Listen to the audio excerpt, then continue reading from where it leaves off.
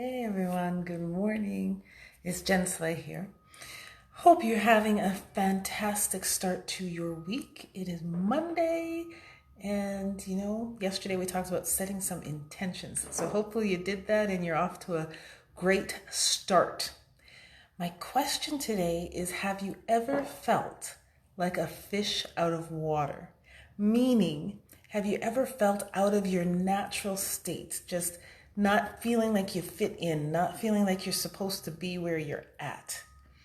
And the reason I asked that was because I was watching a movie yesterday, and in the movie, there was a guy who had ended up fathering 19 children because he lost his job, he needed money, and so he fathered these kids as a way to get payments so that he could pay for stuff, all of that stuff. Anyways, that's not the point.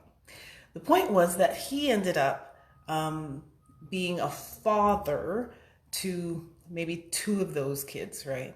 And the other 17 were kind of left on their own. At least that's the gist I got from the movie. That's what I took away from that part of the movie. And it got me thinking about, well, I wonder how they felt. Like, they probably felt a little, not wanted or just, not as special as the other two or whatever. But it got me just thinking a little bit about feeling different and feeling odd and just not fitting in with everybody else. And I know for a number of years in my own life, that's how I felt. I just felt different. I felt odd. When I was a kid, believe it or not, I was really hyper. Some might say ADHD, right? Or whatever. But I was just a really hyper kid, and I was all over the place and into everything and just really energetic. And it turned people off. And so I never felt like people really wanted me to have me around.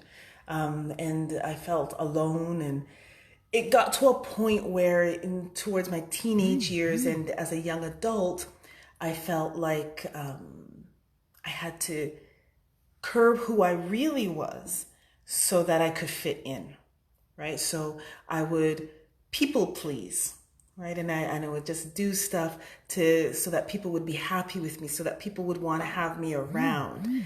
But I still never felt good because I couldn't just be myself, right? And that's the hardest way to live, when you have to squash who you are so that you can try and fit in with everyone else, so that you can have people who like you. And the thing is, they don't really like you because they don't really know you. And people can sense that, is what I've come to learn. And it wasn't until I went through my own really difficult period in life. I went through a situational depression, and I got some hard lessons just slapped across my face, that I learned, you know what? I need to be me. I need to be who I am. And the problem was, at that point, I didn't even know who that was. So I went through a whole rediscovery. But my point is that when I decided to be myself, to voice my true opinion on things and not try to blend in with everyone else, that's when my true people came around me. When people who truly cared about me and my opinions were there. And the reason for that is because I was actually being who I was. People could actually see who I was. And if people can't see who you are, then they can't love who you are. And it has to start with you. You've got to love who you are. I was embarrassed by myself because I thought I had to be who everyone else wanted me to be. And it wasn't until I learned how to value the great stuff about me, as well as the not so great stuff about me, that I really appreciated who I was. And when I appreciated who I was, then others started appreciating who I was as well. And it was easier for me to voice opinions. Now, trust me, when I say this journey that I went on, didn't happen in a day.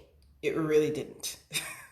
It was a journey, but it's been so, I don't even know what the word is. It may be freeing because now I'm just me. And if you don't like it, then you're not my people, right? And if you do like it, then come on in. You're part of my people, right? And that's just the way it is. We can't be everything to everyone all the time. We just can't. We've got to love who we are. And when we love who we are to our core, then others will follow suit. Will there be lonely times? Yep. And will it feel really isolating sometimes? Yep. But it's during those quiet times when you have that time to reflect and to grow. So, my message to you today is be authentically yourself. Be who you are. Start small. Start with small little things. Voice your true opinions.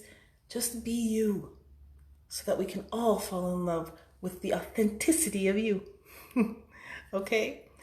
Have a wonderful Monday, and I hope my words have inspired you to at least think a little bit. Take care. See ya.